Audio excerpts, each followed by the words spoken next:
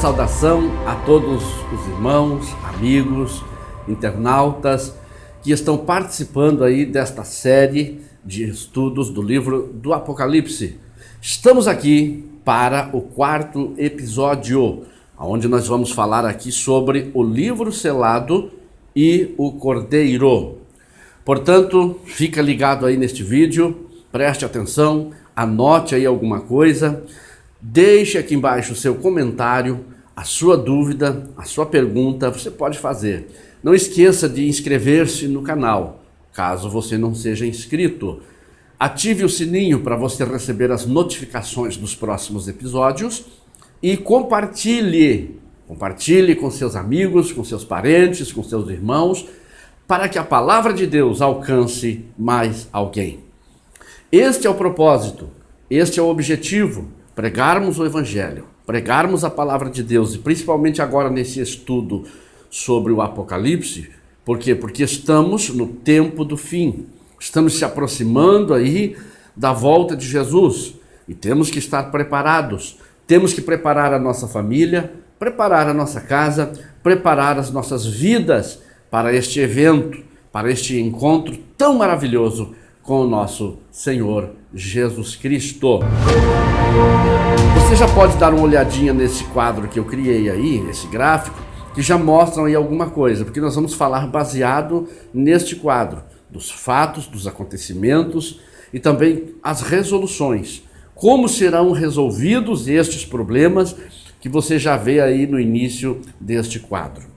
Nós vamos ver o capítulo 5. Capítulo 5 do livro do Apocalipse fala então do livro selado e o Cordeiro. Quando você lê as Escrituras, você tem que ter uma hermenêutica correta. O que é hermenêutica? É a arte de interpretar textos. Você tem que interpretar um texto de acordo com a ideia do autor. Quem escreveu aquele texto? Você tem que extrair daquele texto o que o autor quer passar. Isso não só na Bíblia, qualquer texto que você for ler.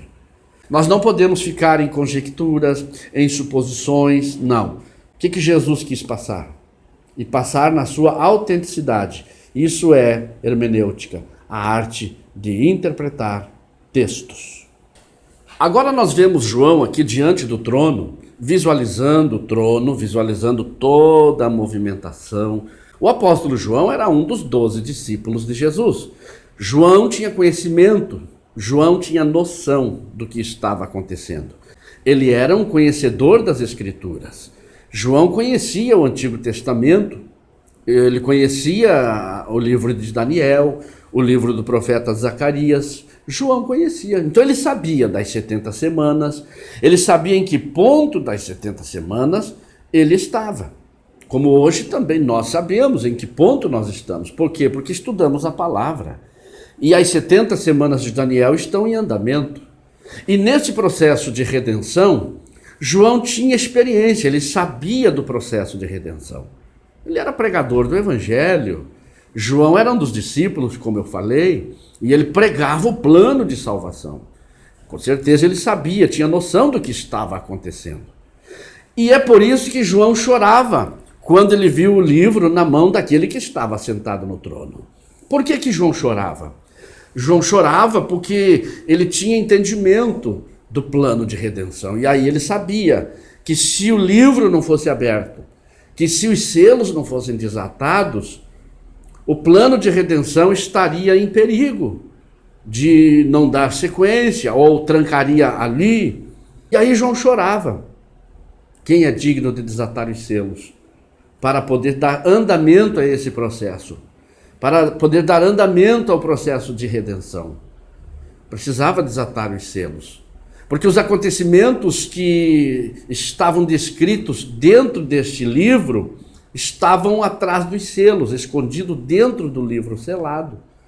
Para que fosse revelado então o que estava dentro do livro, havia a necessidade de alguém para desatar os selos.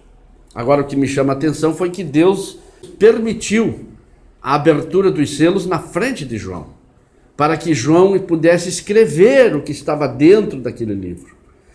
E tudo que está escrito aqui do capítulo 4 para frente, nós vemos capítulo 5, aí vem o capítulo 6, a abertura dos selos, O que está escrito dentro daquele livro selado, nós já sabemos. Está escrito aqui. Está aqui o livro selado em 7 selos e cada selo aberto, que nós vamos ver nos próximos episódios. Então Deus revelou isso a João. E o processo de redenção não parou. Está em andamento. Para que possamos entender todo o escopo da redenção, se faz necessário analisarmos o que se perdeu, o que foi roubado, o que se extraviou no decorrer desse processo. Nós sabemos que Adão e Eva foram postos no Éden e pela viração do dia Deus vinha e falava com Adão, falava com a Eva. Eles tinham comunhão. Deus deu toda a autoridade para o Adão e para a Eva, para administrarem a terra. Inclusive o nome das coisas foi Adão quem deu. E Adão, com a sua sabedoria que havia recebido de Deus, colocou nome então em todas as coisas. E o Éden estava em pleno progresso. Tudo ia bem, até o dia que a serpente entrou lá. Claro, Satanás, personificado em uma serpente, entra no Éden com o seu plano diabólico, com o seu projeto maligno, né? Porque a Bíblia diz que ele veio para roubar, matar e destruir. Esse é o trabalho do diabo. Mas a Bíblia diz que Jesus veio para dar vida e vida com abundância. Mas Satanás, sabendo então e vendo a criação, vendo aquela harmonia, aquela paz, ele entra no Éden. E ele então promove a queda. Ele promove a desobediência. Ele promove o pecado. Ele promove a iniquidade. E a Bíblia diz que ele, antes, na eternidade, já se achou em iniquidade. E por isso Deus o expulsou dos céus, expulsou de lá. E passou a viver nos abismos, nos ares, perambulando para cá e para lá. Aí ele observa e vai no Éden, e o homem, infelizmente, o ser humano, acaba caindo. Adão e Eva pecaram, caíram e destituídos foram da presença de Deus. E aqui eu encontro a disciplina de Deus. Só que a disciplina de Deus não é para prejudicar o disciplinado, de forma alguma. Veja bem que Deus fez uma reunião nos céus, né? A Trindade se reuniu, o Pai, o Filho, o Espírito Santo, e tomaram a decisão. Deus disse, vamos tirá-los daqui do Éden, para que eles não comam da árvore da vida em pecado, porque aí o prejuízo seria muito maior. Então veja bem que o fato de Deus tirá-los do Éden não foi para prejudicá-los, não foi porque Deus não os amava, não foi porque Deus não queria mais eles perto dele, não, foi para evitar um problema maior. Assim é a disciplina na igreja. Quantas vezes nós pastores, o ministério disciplina alguém, né, e alguém vem e ainda diz, a disciplina não existe na Bíblia. Claro que existe. Olha aí o que Deus fez com Adão e Eva. Então a Santa Ceia é a mesma coisa. A pessoa reconhece o seu pecado, o seu erro, e entra em disciplina. Então o que ocorre aí? Ele foi tirado da comunhão da Santa Ceia. Mas por que ele foi tirado? Porque a igreja não gosta dele? Porque quer prejudicá-lo? Não. É para evitar um problema maior. É isso que eu estou falando aqui. Esse é o propósito da disciplina. Porque se a pessoa tomar a Santa Ceia em pecado, vai acarretar juízo para si. Então a igreja tem esse zelo, os pastores têm esse zelo, em então disciplinar essa pessoa, né, para que ela se corrija, para que haja um conserto. E aí quando está tudo bem, essa pessoa vem, participa da Santa Ceia legitimamente. E aí nenhuma condenação há. Então isso é disciplina. E o que Deus fez com Adão e Eva foi a mesma coisa. Disciplinou eles, tirando-os da comunhão. Então houve essa perda. Perdemos, nós os seres humanos, e eu me incluo nisso, perdemos a comunhão com Deus através do pecado lá no Jardim do Éden. Houve outras perdas. O que mais nós perdemos? Perdemos a imortalidade. Porque antes nós não morríamos. Mas Deus havia avisado, se comeres desse fruto da árvore do conhecimento do bem e do mal, certamente morrereis. Então Deus estava falando ali sobre a consequência dessa desobediência. Aí Adão e a Eva comem do fruto da árvore do conhecimento do bem e do mal e acabam morrendo. Que morte foi ali? Foi a primeira morte, que é morte espiritual. A palavra morte no original quer dizer separação. Então eles acabaram morrendo espiritualmente, tiveram que se separar de Deus. Foi a primeira separação. A segunda separação é a morte física, é quando o espírito sai do corpo. Porque todos nós temos ciência que somos tricotômicos. O que é a tricotomia? O que vem a ser isso? Somos compostos de corpo, alma e espírito. Inclusive, é a palavra que decifra isso. É a palavra que discerne isso. Que vai até a divisão da alma e do espírito. Então, aqui está a divisão. A palavra divide alma e espírito. E vai até as juntas e medulas.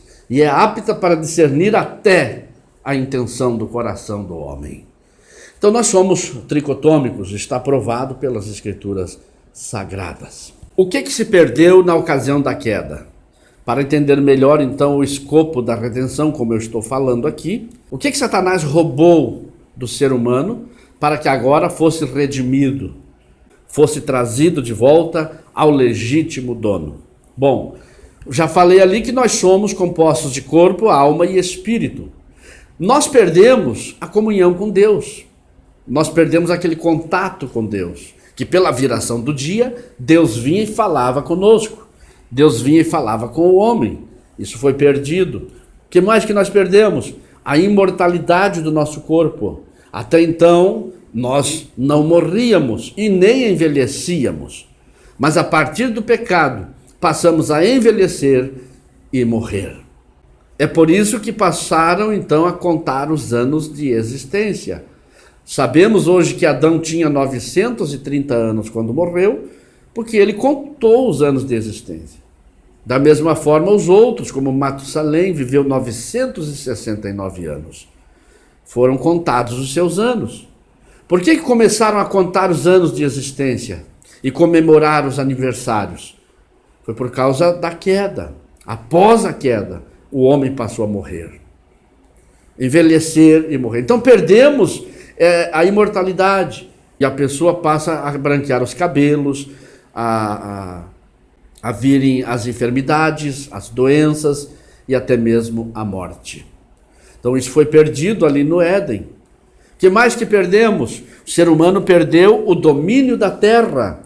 Deus disse para Adão: domine sobre tudo o que está diante de ti. Domine sobre a terra. E Adão colocou nome nas coisas. Foi Adão que colocou nome nos objetos. Por isso hoje nós sabemos o nome das coisas, porque Adão colocou. Adão dominava sobre os animais, Adão dominava sobre os peixes, ele dominava sobre as aves, ele dominava sobre tudo. Mas tudo isso foi perdido por causa do pecado. Satanás veio personificado na serpente, proporcionou a queda, o homem pecou, destituído foi da glória de Deus. Tirado do jardim do Éden agora, fora do jardim, o homem agora está distante de Deus. No sentido de separação de corpo, no sentido de separação também de espírito. Agora o homem está destituído. Por isso o processo da redenção. Agora você está entendendo por que do processo da redenção. De redimir tudo, de trazer de volta ao antigo dono. Esse é o processo da redenção. Estamos falando aqui dos 7 selos, a abertura dos 7 selos, né, e o Cordeiro. E o Cordeiro é o único digno de desatar os 7 selos. O único digno de dar continuidade nesse processo de redenção. Isto é, de trazer de volta tudo aquilo que foi perdido. Em Levítico, capítulo de número 25, do verso 23 para frente, nós encontramos ali, Deus estabeleceu que a terra não seria vendida perpetuamente a ninguém, porque a terra é do Senhor, a terra é de Deus. Inclusive o profeta disse: minha é a terra, diz o Senhor dos exércitos. Mas se porventura algum judeu se apertasse, ele fazia então uma transação de negociação de posse de terra. Essa negociação, essa escritura que era feita, era lavrada perante as autoridades, comprovando que a terra era dele. mas que ele cederia aquela terra por um período de tempo. Estava cedendo por livre e espontânea vontade, porque ele se apertou, ele se endividou. Nós vemos uma transação dessa quando o profeta Jeremias profetizou ao povo de Israel a respeito de cativeiro, que o povo iria para o cativeiro e teriam que sair de suas terras, e outros povos iriam se apossar das terras deles, que foi o que aconteceu. Mas Deus fala com o profeta Jeremias e diz: vai lá e compra um pedaço de terra. Nós encontramos essa transação de possessão de terra em Jeremias 32, versos 6 a 15. Você pode ler aqui esta passagem bíblica. E Jeremias compra, por ordem de Deus, um pedaço de terra. Deus ordena a ele: coloque a escritura selada com os selos dentro de um jarro de barro, para que perdure por muitos dias, ou para que se conserve por muitos dias. Isto é, os anos, o tempo que o povo ia ficar em cativeiro. Porque o povo iria voltar, e quando voltasse de cativeiro, em posse dessa escritura selada, eles teriam direito de rever as suas terras. E assim então aconteceu. Agora nós olhando aqui para o livro selado, que João vê na mão do Senhor, esse livro selado é uma semelhança dessa transação de terras lá do Antigo Testamento. É uma figura, uma forma de entender o que vai acontecer aqui na abertura dos selos. Porque, veja bem, Satanás foi o que tomou posse dessa terra. Só que ele tomou posse da terra indevidamente. Ele tomou posse da terra como um usurpador, como eu já falei. Então a terra não é dele, embora ele diga que é, mas não é dele. A terra é de Deus. E o documento legal, a escritura legal, para a possessão da terra, está ali na mão do anjo, na mão do Senhor. Esse livro selado com 7 selos. Em posse desse livro selado é que vai ser tomada a terra de volta. Todos os acontecimentos, então, do Apocalipse, a partir daí, começando pelos 4 cavalos e os cavaleiros, então começa-se a abertura da escritura e cumprir-se-á então a posse da terra. Isso vai crescendo. Quando se desata o último selo, então começam-se o toque das trombetas e o derramamento das 7 taças da ira de Deus. Então essa escritura não é nada mais, nada menos do que uma transação de possessão de terra. E é o que vai acontecer. Porque veja bem, Satanás, vamos comparar ele aqui como se fosse o inquilino, o que arrendou, o que tomou essa terra. E ele diz que é dele, então ele não quer entregar. O que as autoridades fazem? As autoridades vão lá com a escritura, com as autoridades presentes, delegadas pelo juiz, para realizar então a expulsão daquele mau inquilino, para realizar o despejo daquele mau inquilino. E aí o legítimo dono toma posse do que é dele. Assim vai acontecer com o livro do Apocalipse. A abertura dos selos não é nada mais, nada menos que uma escritura, onde lavra ali todas as cláusulas que tratam da expulsão de Satanás da terra. Isto é, Jesus vai redimir essa terra. Ao abrir os 7 selos, esse é o segredo dos 7 selos, esse é o segredo dessa escritura selada. Vai ser aberto os selos perante, então, as autoridades e perante o usurpador, e vai ser dado tratamento para ele conforme está escrito dentro da escritura, conforme as cláusulas que ali estão. Assim é uma transação de possessão de terra. Então haverá esse resgate. E o apóstolo Paulo, ele fala disso em Efésios capítulo 1, verso 14. Está ali, você pode acompanhar aí. Então veja bem, o livro do Apocalipse é isso aí. É possessão daquilo que foi perdido. É resgate daquilo que foi perdido ou foi roubado. E o tratamento dado àquele que roubou, àquele que usurpou. Todos nós sabemos que todos os acontecimentos do livro do Apocalipse é para atingir, é para atacar o trono da besta. É para atacar Satanás, é para desferir golpes contra ele, para que ele entenda que ele é um perdedor, para que ele entenda que ele é um usurpador e que Jesus, Rei dos Reis, é o Senhor dos Senhores, aquele que é digno, aquele que é merecedor de receber honras e de receber glórias. Então já começamos a entender um pouco o processo da redenção. O preço pela terra foi pago. O preço da redenção, não só da terra, mas o preço de toda a redenção do que foi perdido foi pago. Só que já quero deixar bem claro aqui que esse preço foi pago não a Satanás, porque o diabo não é o dono legítimo da terra e nem de ninguém. O verdadeiro dono, o verdadeiro proprietário de tudo é Deus. Então, ele é o dono legítimo. O preço foi pago a Deus. O cordeiro que foi morto na cruz, que João viu ali o cordeiro, nós já vamos ver sobre ele, que o cordeiro que havia sido morto, mas estava vivo para todo sempre. Referia-se a Jesus, aquele que veio e pagou a dívida, que para nós era impagável. Eu não tinha condições, você não tinha condições de pagar essa dívida. Mas vem o cordeiro, vem Jesus e paga essa dívida. A exigência desse pagamento vem da parte de Deus. Deus é que exigia um sacrifício perfeito, a justiça de Deus exigia isso. Tanto é que lá no jardim do Getsêmani, nós vamos ver depois mais à frente, uma das vitórias de Jesus sobre Satanás, lá no Getsêmani, Jesus orou, Jesus clamou, Jesus até pediu que passasse dele aquele cálice, que era muito alto o preço, era muito caro, mas fazia parte do processo da redenção. O preço tinha que ser pago. Aí Jesus entende, então ele vai e fala com Deus, mas ele vai ao Pai e diz: todavia, não se faça a minha vontade, mas a tua vontade. Então ele disse, em outras palavras, eu irei e pagarei o preço de sangue, preço da cruz, o preço dos cravos, da coroa de espinhos. Eu vou pagar o preço.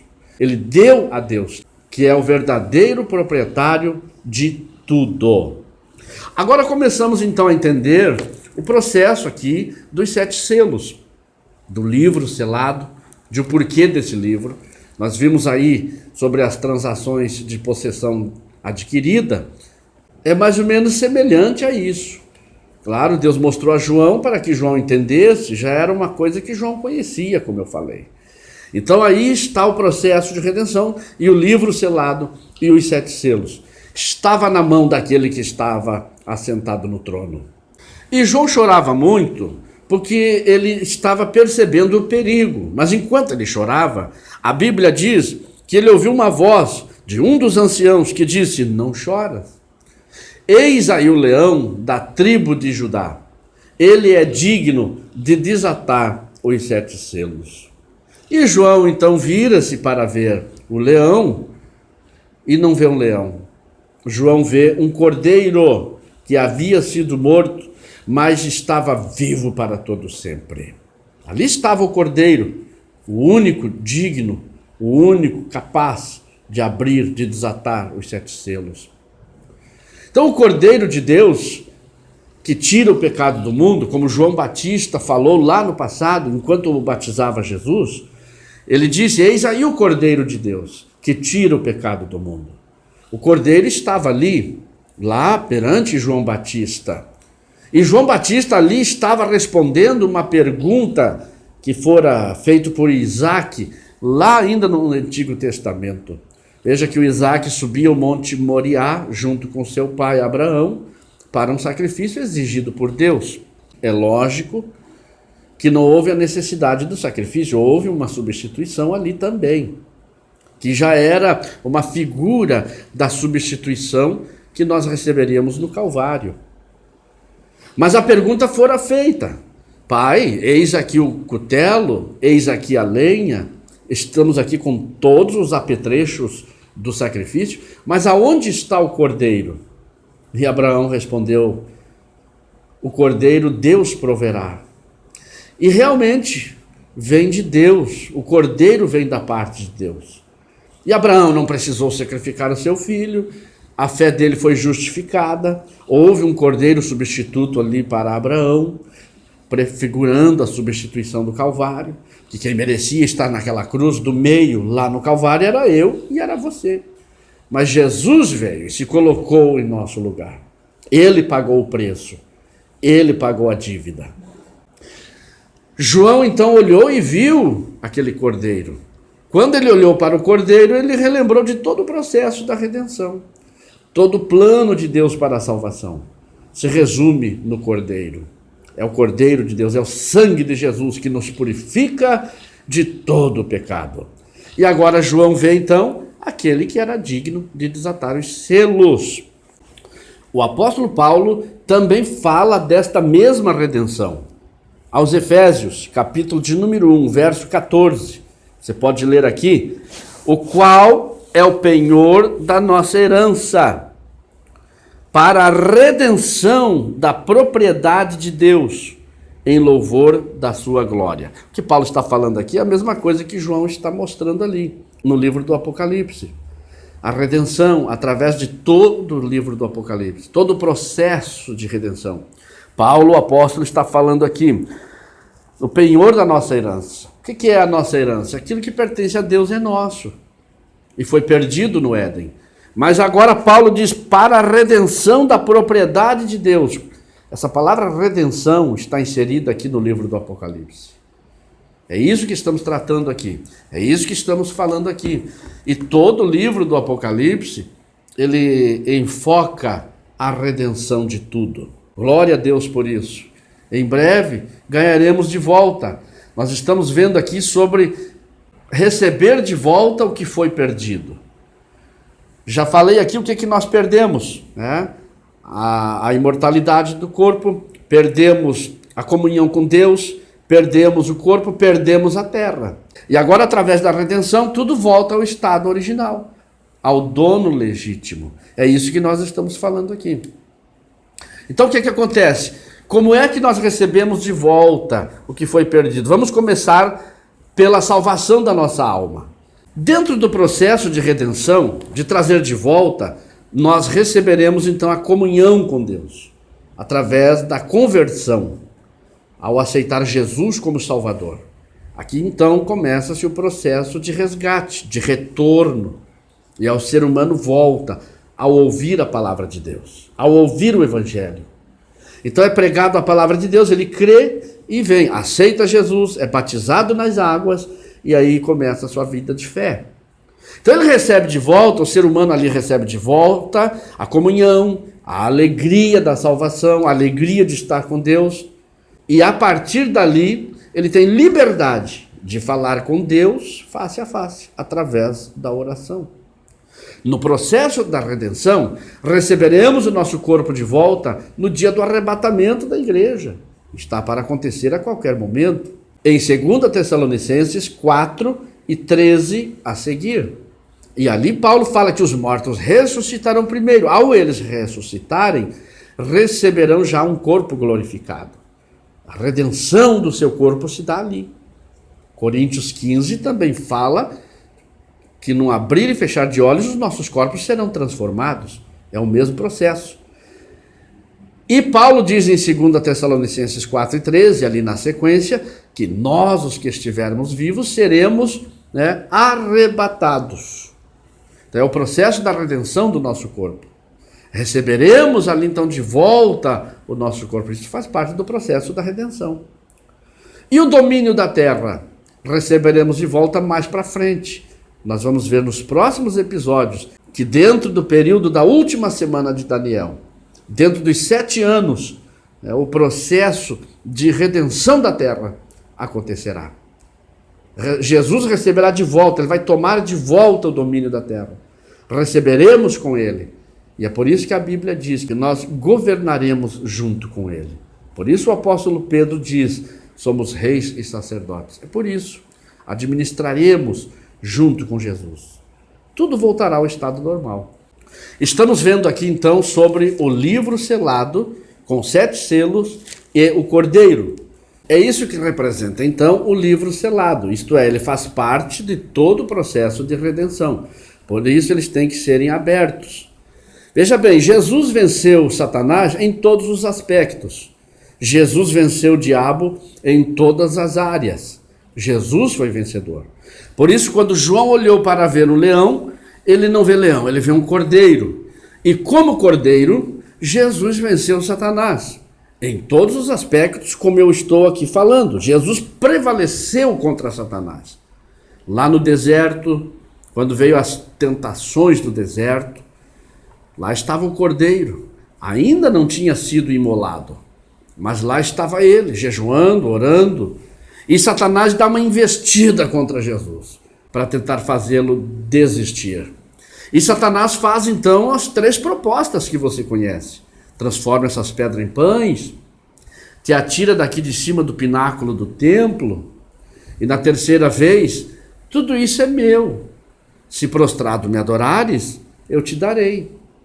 Então o diabo pensa que é dele. Ele acha que é dele.